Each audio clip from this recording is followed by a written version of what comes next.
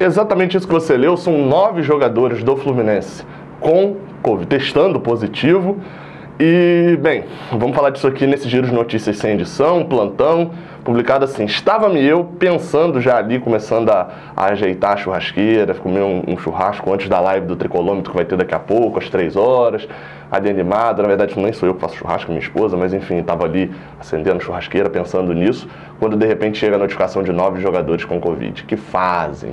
Vamos falar disso aqui melhor nesse vídeo. Deixe seu like aqui embaixo, se inscreva aqui no canal e baixe o aplicativo OneFootball, que foi por lá que eu recebi essa notificação também. Bem, a notícia é do Globoesporte.com, Thales Soares com Felipe Siqueira, os 2 repórteres. Fluminense é mais um clube a ter surto de Covid-19.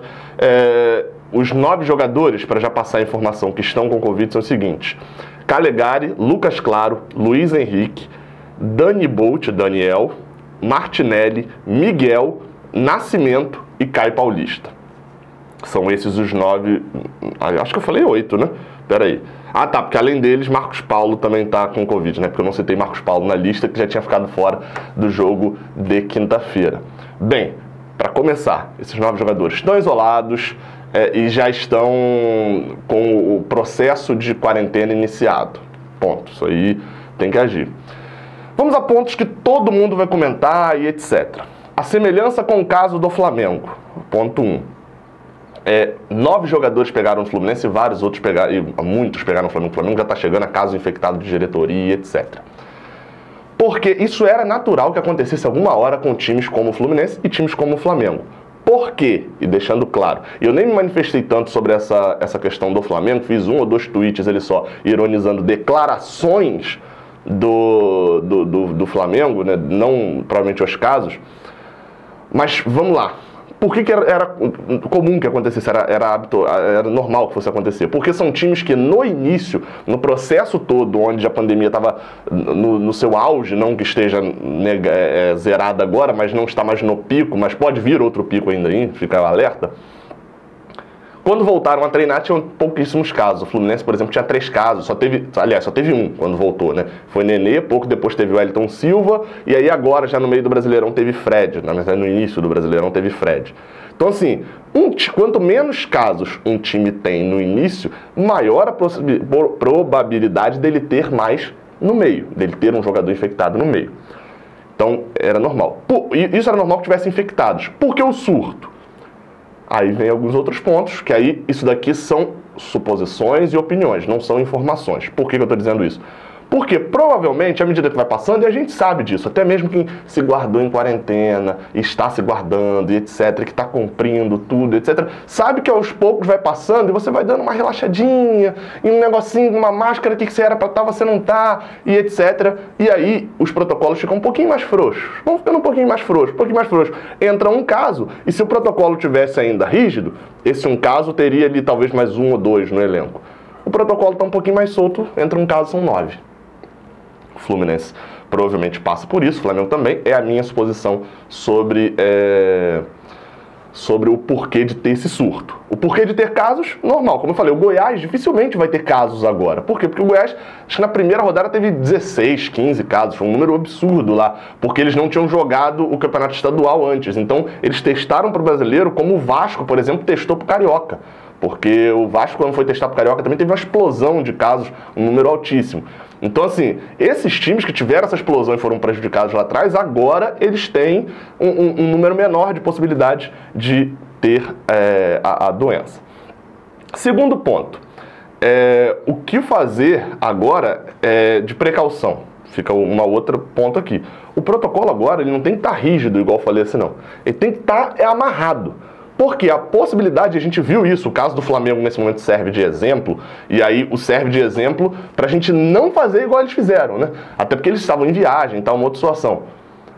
Com certeza tem mais jogador que ainda não testou positivo. Com certeza dentro teve esses 9 aqui que eu citei, né? Marcos Paulo, repetindo, Marcos Paulo, Calegari, Lucas Claro, Daniel...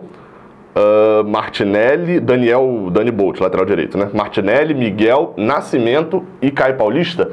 Além desses, com certeza tem mais 1 ou 2. E, assim, isso é estatística, tá? Se não tiver, é a exceção absurda. protocolo agora tem que estar rigidíssimo, é evitar ao máximo contatos, é não se abraçar, é não apertar a mão, é não ter rodinha de oração, ter a precaução total, porque com certeza vai estourar mais um caso ou 2 casos, se não para essa segunda-feira contra o Coritiba, provavelmente para o próximo jogo, né, já que o Fluminense... Eu tava até para ver, o Fluminense acho que joga no meio de semana com o Goiás ainda, antes de jogar com o Botafogo, mas eu vou pesquisar aqui, já que eu não tinha confirmado isso. Mas vamos lá. O Fluminense, ou seja, com esse caso, tem que tomar cuidado, porque se tiver um caso, 2 casos, perde mais 2 jogadores e beleza. E aí, esses 2 jogadores ficam fora dessas rodadas. Agora... Se manter o protocolo mais frouxo, etc. Não, o jogo do Goiás é lá na frente. Se manter o protocolo mais frouxo, o Fluminense provavelmente vai explodir em casos. Aí vem um outro surto, que aí você perde mais 3, 4, 5 jogadores, e aí começa a complicar tudo. Esses jogadores, pelo tempo da quarentena, né, e eles vão ficar sem treinar nesse tempo, então é o mesmo caso de Fred. Não é simples você, tipo assim, ó, eles têm que cumprir 10 dias de quarentena. Então eles não pegam o Coritiba, não pegam o Botafogo. Aí o Fluminense joga no dia 7 de outubro contra o Goiás. Na teoria eles já podem entrar em campo, os que testaram positivo agora. Só que eles vão ter, acho que 2 dias de treinamento. Então pode ser que não estejam, e 2 dias de treinamento depois de ter uma doença séria. Então assim, que pode não ter muito efeito, mas pode ter efeitos bem assim, bem complicadores, né, para os jogadores. E aí talvez não entre em campo contra o Goiás, ou seja, a gente perde jogadores para 3 partidas, ou 2 ou 3 partidas. E se outros testarem, com certeza estão fora contra o Goiás, e talvez só voltem contra o Bahia no dia 11 de outubro. Bem, já deixo aqui de antemão, na hora que eu vi o número de casos e tal, eu não tinha visto os jogadores ainda, eu falei, cara, pode ser que tenha um lado bom pro time. E aí, deixando claro isso aqui, muito claro mesmo, eu faço um vídeo aqui completo logo sobre o Fluminense e tal. Falei do caso, falei dos casos dos jogadores, etc, etc. Aqui agora eu tô falando do time. Então, quando eu falo lado bom, não tem lado bom nenhum de pegar essa doença. Não existe lado bom nem pra nem pra eles, pros jogadores, nem pro clube, nem pra gente, pra ninguém. Eu tô falando aqui agora especificamente do time do Fluminense, da bola em campo. Entendido? Beleza. Então, vamos lá. O ponto bom que poderia ter com esses desfalques, eu não estou falando nem por causa da doença em si, podia ser por outros casos, mas por causa da doença, por causa dos desfalques, poderiam ser chances e testes para jogadores que ainda não tinham tido tantas chances. Ou, e por outro lado, jogadores que são titulares, indiscutíveis e que não dão espaço, não dão chance para outros jogadores do elenco jogarem. Estou dando exemplos aqui. Muriel, Egídio. E eu nem digo Nenê, porque Nenê é artilheiro do time na temporada. É um caso diferente desses, tá? Hudson. Esses 3, para mim, são pilares de posições que são titulares absolutas. E eu até falaria o Wellington Silva, mas o Wellington Silva já teve também. Titulares absolutos que não perdem a posição, mesmo fazendo péssimas partidas em sequência, porque são lideranças do grupo. O que está mais próximo de sair para mim é Egídio. Acho que Danilo Barcelos já assumiria a titularidade se bobear nessa segunda-feira, mas agora não tenho certeza com todos esses casos. Só que quem que vai sair dos titulares? Sai Calegari e sai Daniel, Dani Bolt. Igor Julião titular, não sabemos quem será o banco. Isso é uma certeza, a lateral direita do Fluminense está bem prejudicada. A zaga, sai Lucas Claro, que era o jogador que não precisava testar ninguém na posição dele, é o jogador que sai. Porque ao menos se ainda fosse 10 dias, né? De tipo assim, pô, beleza, dá um descanso aí, pô, ele vai voltar voando nesses 10 dias. Mas é 10 dias com doença. E aí a gente não sabe se ele vai passar bem ou vai passar mal por esse período. Então o Lucas Claro sai. Ao que parece, tinha uma notícia antes de que Digão poderia jogar.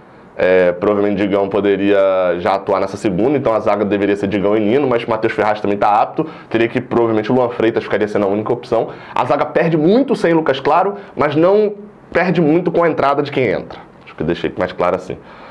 E Luiz Henrique, que dos pontas era o que vinha jogando menos pior, assim, talvez, né? Ele, talvez Michel Araújo também, que vinha no decrescente, mas ainda não estava tão mal. E a gente perde o jogador que também podia ter uma ascensão. Aí dos outros, todos eles são reservas, né? Daniel, como eu falei, prejudica porque o titular também teve problema. Os outros, Martinelli, nunca tinha jogado pelo profissional em jogo oficial, Nascimento, idem. Então, assim, são dois volantes, apesar de serem volantes, mas que não tinham, poderiam receber chances agora. Mas aí o titular não teve e os reservas tiveram, né? Então não vamos ver esses jogadores jogando. Miguel, que era um jogador que poderia receber chances, e Caio Paulista, que também já não vem jogando, né? E teve a fratura no braço, né? Informação do Caio Paulista, até da Gabriela Rossi, do GE também, porque na matéria do Globoesporte.com está escrito Luiz Henrique, não está escrito Caio Paulista. Então, assim, até nisso o Fluminense deu azar.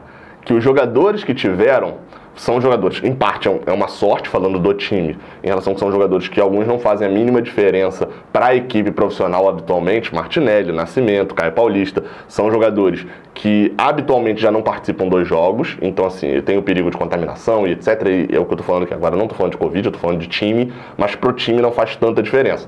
Tem Daniel, que também entraria nesse bolo, mas como titular Tatiano Calegari, ele aí se torna um problema.